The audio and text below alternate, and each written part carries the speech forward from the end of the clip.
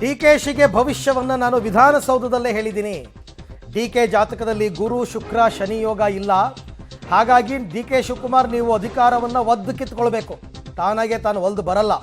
DK ಶಿವಕುಮಾರ್ಗೆ natural ಯೋಗ ಇಲ್ಲ, ಸಿಸೇರಿಯನ್ನೇ ಆಗಬೇಕು ಅಂತ ಪುನಃ ಅಶೋಕ್ ಅವರು ಟಕ್ಕರ್ ಕೊಟ್ಟಿದ್ದಾರೆ.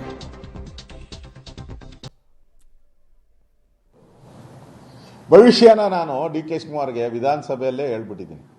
ನೋಡಪ್ಪ, ನಿನಗೆ ಹಂಗೆ ಯಾವುದು ಸಿಗಲ್ಲ.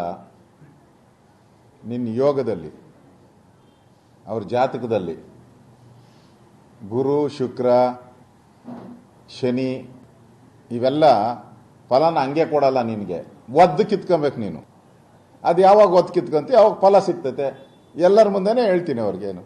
ಅದರಿಂದ ಅವ್ರಿಗೆ ಹಂಗೆ ಬರೋ ಯೋಗ ಇಲ್ಲ. ಡಿ ಕೆ ಶಿವಕುಮಾರ್ಗೆ ನ್ಯಾಚುರಲ್ ಯೋಗ ಇಲ್ಲ. ಅವ್ರದ್ದು ನ್ಯಾಚುರಲ್ ಡೆಲಿವರಿ ಆಗಲ್ಲ, ಸಿಸರೇನ್ನೇ ಆಗಬೇಕು.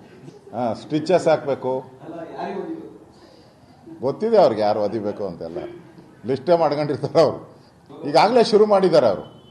ಡಿ ಕೆ ಶಿವಕುಮಾರ್ ಅವರು ಈಗಾಗಲೇ ತಮಿಳ್ನಾಡು ಬೇರೆ ಬೇರೆ ದೇವಸ್ಥಾನಗಳಿಗೆಲ್ಲ ಪೂಜೆ ಪುರಸ್ಕಾರಗಳು ಎಲ್ಲ ಶುರು ಮಾಡ್ಕೊಂಡಿದ್ದಾರೆ. ಇನ್ನು ಬಾಗಿಲು ಒಂದು ತೆಗಿಬೇಕಷ್ಟೇ. ಅವರು ಬರಲೇಬೇಕು. ಅವರು ಒಟ್ಟಿನಲ್ಲಿ ಸಿಸರೇನ್ ಕೇಸ್ ಇದು, ನಾರ್ಮಲ್ ಡೆಲಿವರಿ ಅಲ್ಲ.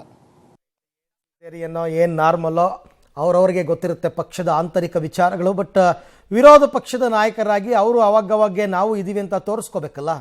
ಹಾಗಾಗಿ ಅಶೋಕ್ ಅವರು ಫಸ್ಟ್ ನಿಮ್ಮ ಪಕ್ಷದಲ್ಲಿ ಏನು ನಿಮ್ಮನ್ನೇ ಬದಲಾವಣೆ ಮಾಡ್ತಾರೆ ಅಂತ ಕೇಳ್ಪಡ್ತಾ ಇದ್ದೀವಪ್ಪ ನಾವು. ಅಶೋಕ್ ಅವ್ರನ್ನೇ ವಿರೋಧ ಪಕ್ಷದ ನಾಯಕರಿಂದ ತೆಗಿಬೇಕು ಅಂತ.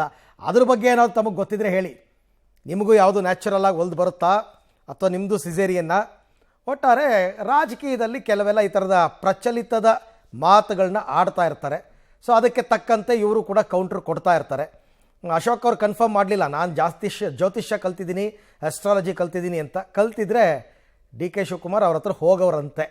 ಸದ್ಯಕ್ಕೀಗ ಈ ಥರದ ಮಾತುಗಳು ಕೇಳಿ ಬರ್ತಾ ಇದೆ.